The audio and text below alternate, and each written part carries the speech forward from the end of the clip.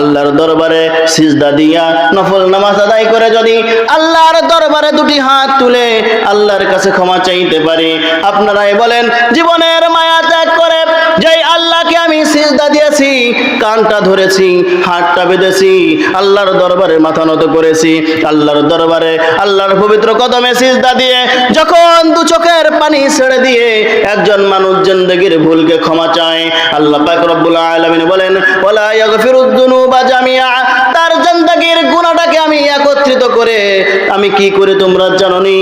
আমার দয়ার বান্দা আখের নবীর উম্মত যারা না চাওয়াতেই যাদেরকে আমি শ্রেষ্ঠ নবীর উম্মত বানিয়েছি, মুসলমান বানিয়েছি, যাদেরকে আমি আল্লাহ পাক রব্বুল আলামিন মহাগ্রন্থ আল কুরআন দান করেছি, আমি ওই বান্দা যখন চোখের পানি ছেড়ে দিয়ে সারা রাত্রের মানুষ ঘুমায়, মানুষগুলো ঘুমায়, পশু পাখিগুলা ঘুমায়, পাখিগুলো কিচিরমিচির আওয়াজ করে না, পানি নীরব হয়ে যায়, আওয়াজ নীরব হয়ে যায়, কোনো আওয়াজ নাই, কোনো কিছু নাই, ওই বান্দা যখন নিজের আরামের ঘুমকে হারাম করে দু চোখের পানি ফেলে দিয়ে আমি আল্লাহর কাছে দুটি হাত বাড়িয়ে দেয়, আমি আল্লাহ পাক রব্বুল আলামিন ওই ব্যক্তির পিছনের জিন্দেগির গুনাহটাকে মাফ করে দেই।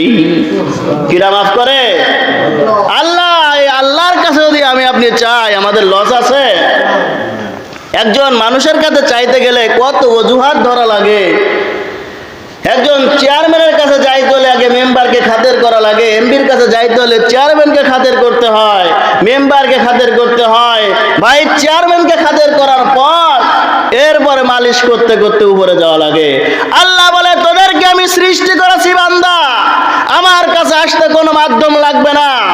আকিমিস সালাতা লিদুলুকিশ শামসি ইলা গাসাকিল লাইলি ওয়া কুরআনাল ফাজর ইন্না কুরআনাল ফাজরি কানা মাশহুদা ওয়া মিনাল লাইলি ফাতাহাজ্জাদ বিহি নাফিলাতাল লাক।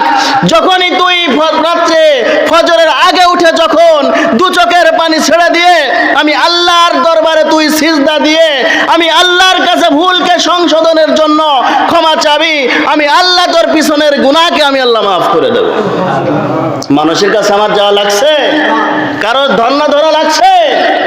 সমস্ত মানুষ ঘুমিয়ে পড়েছে, মসজিদে আমি আসতে পারি নাই, ঘরের কোনায় যাই নামাজটা বিছিয়ে যদি আল্লাহর কাছে ক্ষমা চাই, আমাদেরকে কি আল্লাহ মাফ করবেন না?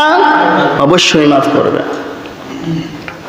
কে কোন ওসিলায় আল্লাহ হাশরের ময়দানে মাফ করেন আমরা কি কেউ জানি? কেউ জানি না। হাশরের ময়দানে আল্লাহ পাক রব্বুল আলামিন দুজন মানুষ দুনিয়ার জমিন থেকে কোনো আমল করে নাই, বিনা হিসেবে তারা জাহান্নামী হবে হাশরের ময়দানে। তাদের কোনো ভালো কাজ নাই, শুধু বদ আমল আর বদ আমল। আল্লাহ পাক রব্বুল আলামিন ওই দুজন ব্যক্তিকে বলেছে তোমাদের বিনা হিসেবে জাহান্নাম হয়ে গেল, তোমরা জাহান্নামে চলে যাও। দুজন ব্যক্তি একসাথে রওনা দিয়েছে, রওনা দেওয়ার পর তার মধ্যে একজন ব্যক্তি বারবার পিছের দিকে চায়, আল্লাহর দিকে চায়, আবার সামনে যায়, পিছনের দিকে তাকায়, আবার সামনের দিকে যায়, কেমন যেন তার দয়া হচ্ছে, দেখি আল্লাহ ডাক দেয় নাকি, দেখি আল্লাহ ডাক দেয় নাকি। এভাবে এভাবে যাইতে যাইতে যখন জাহান্নামের কিনারায় চলে গেছে, যে ব্যক্তি বারবার পিছু ডাক দেয় ওই ব্যক্তিকে আল্লাহ পাক রব্বুল আলামিন ডাক দিয়েছে। ডাক দেওয়ার পর জিজ্ঞাসা করছে, হে আমার বান্দা, দুনিয়াতে তো কোনো আমল নামা করো নাই, আমার হুকুম পালন করো নাই, দুনিয়াতে কোনো ভালো কাজ করো নাই, এখন জাহান্নামে যাচ্ছ, কিন্তু পিছনের দিকে কেন বারবার তাকাচ্ছ? পিছের দিকে কেন বারবার তাকাও আমাকে বলো। এখন তো তোমার মনে পড়ছে, বুঝতে পারছি, দুনিয়াতে তোমার মনে পড়ে না, এখন পিছের দিকে কেন তাকাও? ওই ব্যক্তি ডাক দিয়ে বলে, আল্লাহ দুনিয়ার জমিনে তো ভালো কাজ করি নাই আমি জানি, তবে আমি শুনেছি লা তাকনাতু মির রাহমাতিল্লাহ, বান্দারে যতই গুনাহ করবি, যত অপরাধ করবি, আমার রহমত থেকে দূরে যাইবি না, আমার করুণার দিকেই তোরা থাকবি। এই কথা কি বানায় বলছি? কোরআনের আয়াত, যে লা তাকনাতু মির রাহমাতিল্লাহ, আমার রহমত থেকে দূরে যাস না। এখন তো তুমি জাহান্নামে যাচ্ছ, কেন পিছনের দিকে তাকাও? আল্লাহ বলে, আল্লাহ দুনিয়াতে আলেমদের মুখে শুনেছি, কোরআনে পড়েছি যে তোমার দয়া মানুষ যতই গুনাহ করুক না কেন, তোমার দয়া অনেক বড় আল্লাহ, এজন্য তোমার দিকে বারবার তাকাই, এজন্য দেখি তোমার দয়া হয় কিনা আমার প্রতি, দেখি বারবার তাকাই আর দেখি তোমার দয়া হয় নাকি। আল্লাহ আমি জানি আমার গুনাহ থেকে তোমার দয়া বলো। আল্লাহ ডাক দিয়ে বলে, তাই নাকি, এখন দয়ার কথা মনে পড়েছে? বলে, হ্যাঁ আল্লাহ মনে পড়েছে এখন। আল্লাহ পাক রব্বুল আলামিন ডাক দিয়ে বলে, যেহেতু দুনিয়ায় দয়ার কথা মনে ছিল না, এখন যেহেতু মনে পড়েছে, এই দয়ার ওসিলায় আমি আল্লাহ পাক রব্বুল আলামিন তোর গুনাহকে মাফ করে তোকে জান্নাতের মেহমান বানায় দিলাম। কি আছে? একজন যে পিছনের দিকে আর তাকায় না, যাইতে যাইতে যাইতে যাইতে জাহান্নামের দরজায় চলে গেছে।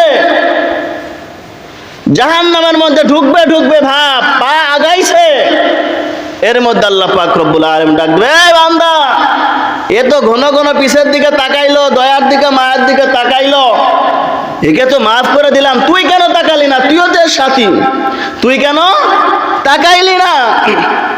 ওই ব্যক্তি ডাক দিয়ে বলে, আল্লাহ, দুনিয়ার জমিনে তোমার কথা শুনি নাই, তোমার কথা অনুযায়ী জীবনকে চালাই নাই, আল্লাহ জীবনকে বরবাদ করে দিয়েছি, তোমার ডাকে সাড়া দিয়ে কবরের বাসিন্দা হয়ে তোমার কাছে হাজির হয়ে গেছে। আল্লাহ, আমার একটা কথা মনে পড়ে গেল, দুনিয়াতে যেহেতু তোমার একটা কথাও শুনি নাই, তোমার একটা কথার উপরও আমল করি নাই, আল্লাহ এখন মনে পড়ে গেল, আল্লাহ এখন তুমি আমাকে জাহান্নামের হুকুম দিয়েছো, এখন যদি তোমার কথা না শুনি এটা আমার জন্য ঠিক হবে না। মানে কি করতেছে? তুমি তো, ওই ব্যক্তি তো তোমার দিকে তাকায় তাকায় মায়া করছে, আর আমি তোমার কথার কাজ করতেছি, তোমার কথা অনুযায়ী চলতেছি, হুকুম যেটা দিয়েছো, দুনিয়াতে হুকুম মানে না, এখন তোমার হুকুম মানতেছি, তোমার হুকুম অনুযায়ী চলতেছি, চলতে চলতে আমি জাহান্নামে যাচ্ছি। আল্লাহ কয়, তাই নাকি? হুকুম এখন মনে পড়েছে আমার হুকুমের কথা, দুনিয়াতে হুকুম পালন করলে না, এখন আমার হুকুমের কথা মনে পড়েছে, যেহেতু তুমি আমার হুকুম পালন করতেছো, একটা কথা তুমি শুনেছো আমার, এই একটা কথা শোনার কারণে এই ওসিলায় আমি আল্লাহ তোকে জান্নাতের মেহমান বানায় দেব।